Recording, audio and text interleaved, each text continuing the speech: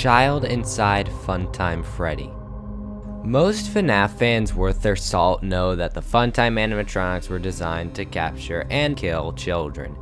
And Funtime Freddy is no exception, as we can literally see a child inside his suit within his blueprints. Despite them being very obscured and crudely depicted, it is in fact a child. Vanny and Glamrock Freddy's teaser.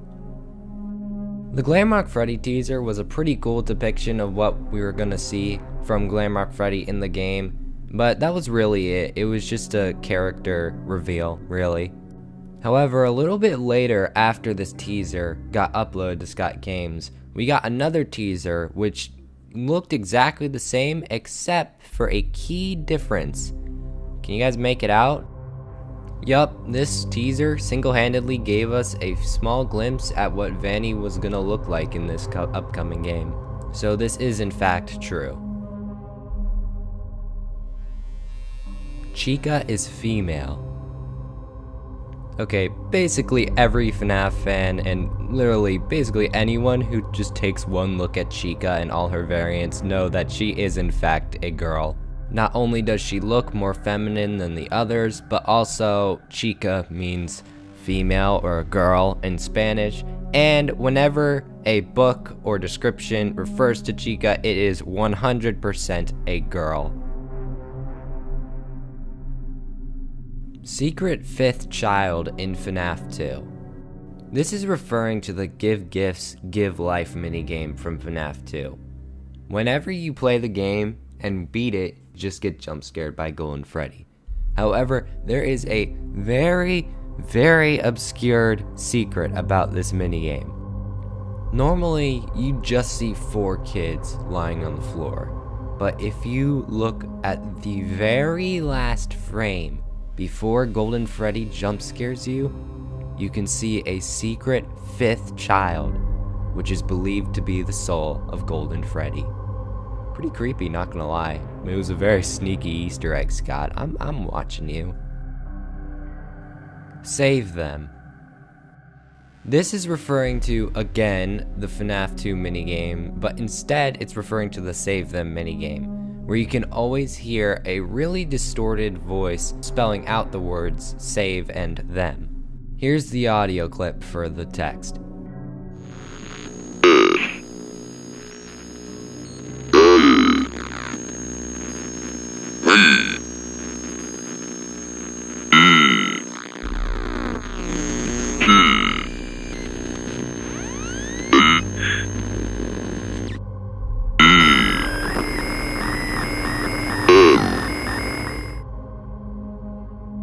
Scott is a Christian. Yeah, Scott is in fact Christian. I actually didn't know that until researching for this video, but I guess it does make sense considering his older games were kind of based on Christian and Christian beliefs. So yeah, don't really know what that has to do with FNaF, but hey, the more you know. 1987 in FNaF 1. Again, basically everyone knows that this exists. In the custom night of FNaF 1, if you type in 1987, Golden Freddy will jump scare you instead of a regular night. Plain and simple, a classic Easter egg. Nose honk. Once again, a simple one. If you click on Freddy's nose, it honks. Freddy in the ladies' room. This one might sound like a joke, but believe it or not, whenever Freddy enters the bathroom camera, he is always in the female's bathroom, just looking at you, like a big old pervert. I don't exactly know if this has any rhyme or reason, but I think it's probably just so we could see Freddy better, because if he was in the male's bathroom, it would be harder to see him. FNaF World Drowned. If you didn't know, when you reach Old Man Consequence's little glitched red area, you can kind of shimmy yourself into the water and eventually, I guess, drown yourself. This ending is pretty mysterious. I still don't really know what it means or what the secret image means after you're there for a while, but it definitely is pretty creepy, but also really interesting into what it means. Junior's area in FNaF 6. What still remains one of the most frustrating aspects of FNaF in general is the Midnight Motorist secret ending. And Junior's does not help. Junior's is this little shop in the minigame that is believed by most FNaF fans and most FNaF theorists to be a FNaF location, which, I mean, it's reasonable. I mean, what else would it be? Freddy in the kitchen. I don't think this holds much more relevance in the FNaF lore anymore, since it was a while ago. But if you didn't know, whenever Freddy enters the kitchen camera, he starts playing his music box. The only kind of relevant thing that I remember is an old theory that Freddy does this to calm down the puppet, since it is believed that the puppet hides there in FNaF 1. Fake ending. The fake ending is the ending where you beat Ennard in the private room in Sister Location. It's a hard challenge, but it's pretty interesting nonetheless, and revealed some pretty interesting secrets. As of how the fake ending went down, we don't know. Obviously Michael Afton escapes, but Ennard does follow him home, so we really don't know what happens after then. Maybe he just gets killed anyway, who knows. The Bite of 83. Yeah, we all know how the Bite of 83 goes. Brother gets bullied, brother gets put in Fredbear Mouth go chomp, brother dies. Yeah, we know, it's a low-hanging fruit, but it was on the list, so might as well just get out of it now. Also, if you still for some reason believe this is the Bite of 87, the private room confirmed that it is in fact 83 if you type in 1983. Candy Cadet's stories. All of Candy Cadet's stories lead to a similar theme. 5 things either getting destroyed or killed or something, and then being merged into one item. As far as relations with the lore go, it could be for something like the 5 murders, or the 5 animatronics becoming one, like Ennard, or the 5 Afton members, etc., but they're pretty mysterious and we don't exactly know what they are yet. Purple guy's name is William Afton. Just a reminder, we're still only at the top level. Again, basically every FNaF fan knows this at this point. It's been confirmed since Sister Location that Purple Guy's real name is William Afton through text and other clues, such as the Sister Location's characters being owned by Afton Robotics. Fun facts in FNaF 3's newspapers.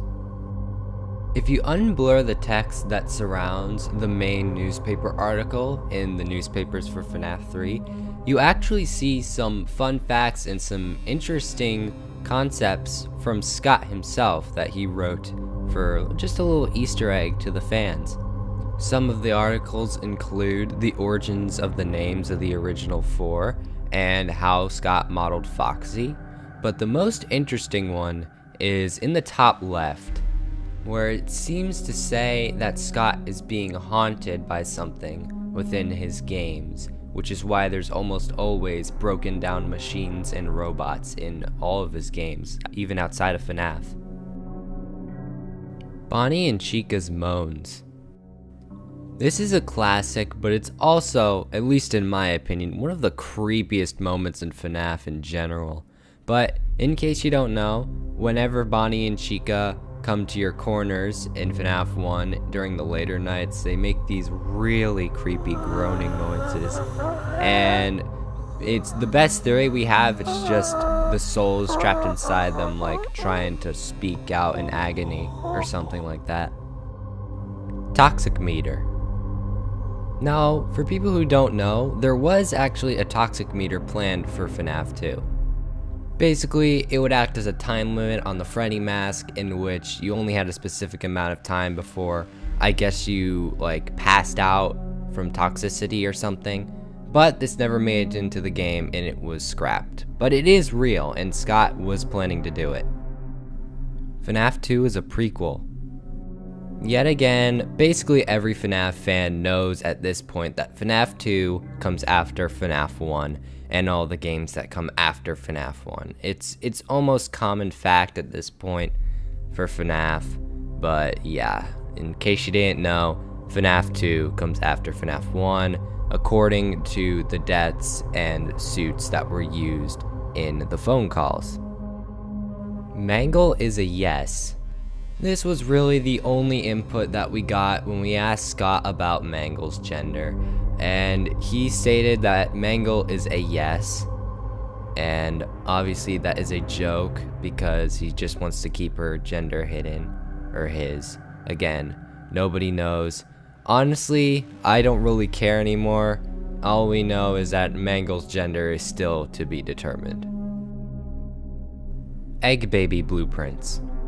In order to get the insanity ending for FNaF 6, you need to buy Egg Baby, then go over to your computer during the night stage, and click your camera button in the left-hand corner, and eventually a series of blueprints will show up.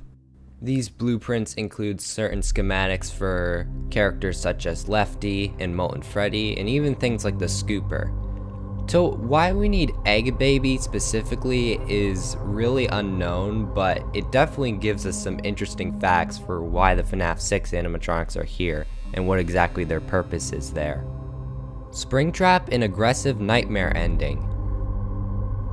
This one confused me a little bit since the Aggressive Nightmare ending doesn't change at all from the Nightmare mode if you just play it regularly without Aggressive mode. But I guess this might be referring to Springtrap being hidden in the newspaper. That's my best guess. William Afton in the FNaF 2 minigames. Back in FNaF 2, William Afton / Purple Guy appeared in almost every single minigame except for one, and in each variation he had a different look and different style, even so much as to where one of them were dubbed Pink Guy. Even though it is Purple Guy, it's just a lighter shade of purple. Yeah, he does appear in basically every single minigame, except for one, like I said. Hidden Withered Freddy, Withered Foxy, and Toy Bonnie screens in FNaF 2. As for what these rare screens stand for, we don't really know. They might not even stand for anything. But what we do know is that they are god-awful terrifying. You can get Toy Bonnie from randomly dying, you can get Withered Freddy rarely from starting up the game, and you can get Withered Foxy from starting up a night randomly. They're pretty rare, but if you get them, they're legitimately really scary. Lives in FNaF 1 to 3. Here's another one that is based off of cut content in which FNaF 1, 2, and 3 were originally going to have a life system, in which if you died enough times and your lives reached 0, you'd have to start all the way back from night 1. Although I'm actually kind of glad this didn't make it in, since that would be kind of BS. Although if FNaF ever got a hard mode, I would not be against putting this back in. You can't. In the FNaF 2 Save Them minigame, whenever you get attacked by Purple Guy, the screen will show for a brief moment the words "you can't." Apparently this is referring to Purple Guy saying to the animatronics, "You can't save them," since "save them" is the title of the minigame. It's honestly a pretty chilling sentence. It's not even a sentence, it's just 2 words, but it's still creepy. Freddy in Space teaser. Way back in 2016, Scott posted this teaser to Scott Games.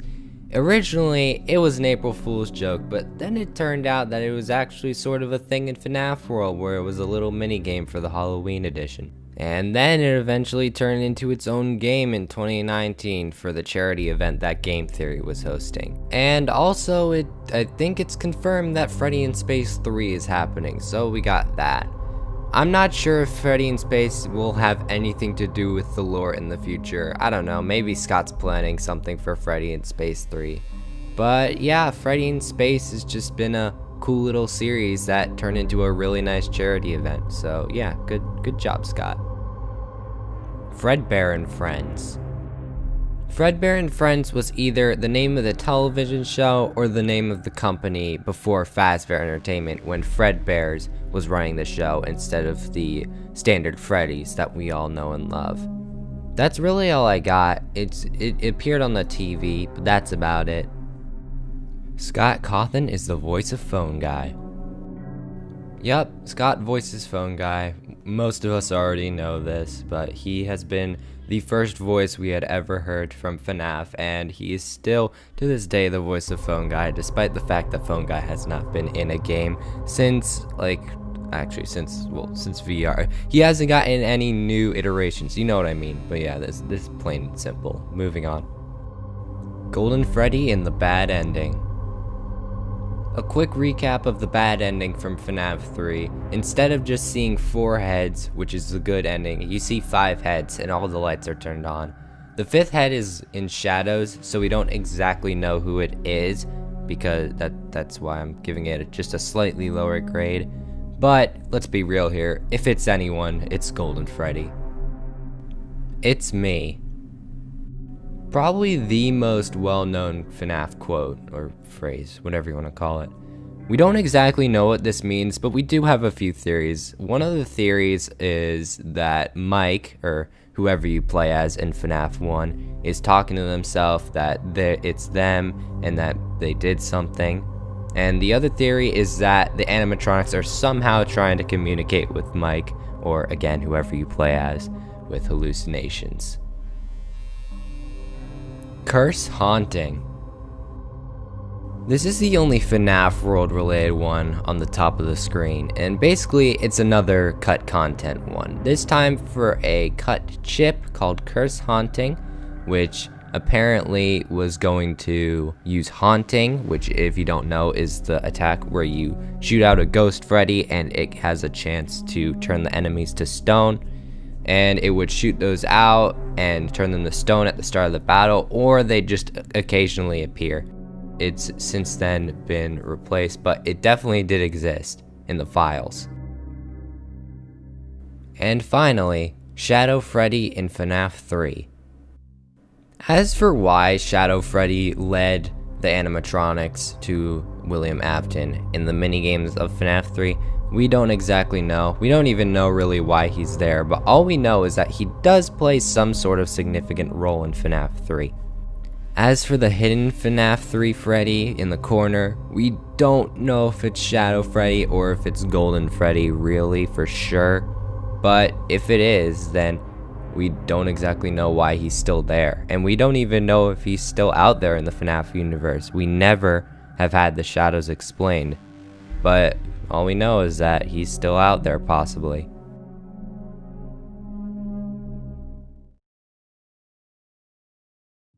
Hey guys, thanks for watching if you stuck around for the long remainder of this video.